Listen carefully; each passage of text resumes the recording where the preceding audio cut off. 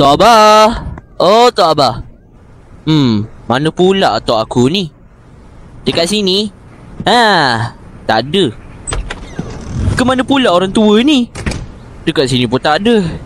Jangan-jangan pergi pasar kot. Aku kena tinggal Jumpa di kedai Tok Abah. Okey, aku dah kunci dan aku dah baca doa sebelum keluar rumah.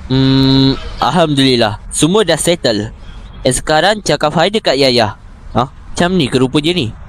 Macam bodoh je aku tengok. Boom! Assalamualaikum. Ya Allah, aku belum solat lagi. Aku tak nak mati. Are you okay, bro? Oh tak, kau okey? Aku hampir nak mati lah, bodoh.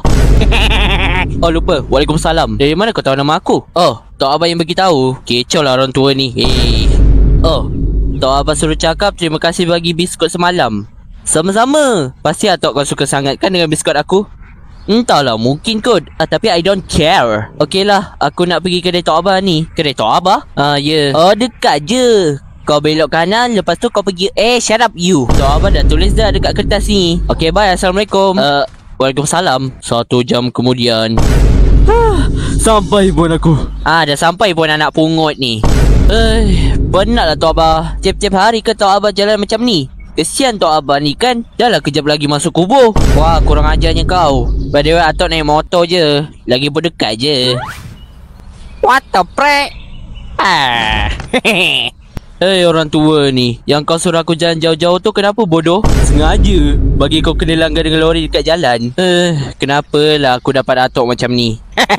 Bersyukur je lah kau. Hai bodoh. Penat. Betul tak? Betul tak? Diamlah kau. Itulah tadi nak beritahu tak nak. Kan dah jadi bodoh. Bukannya tak nak. Malulah memek. Memek? Aku Yaya setan. Oh, ya ke? Sorry Yaya Kul. Yaya Kul pula. Aku tak pendek sorry. Aku sangat tinggi. Sikit-sikit sudahlah. Nanti gaduh lama-lama jadi jodoh. Ini bukan jodoh, ini bodoh.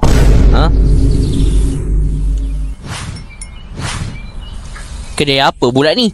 Kedai Atok sendiri pun tidak tahukah? Anak siapa yang hitam ni?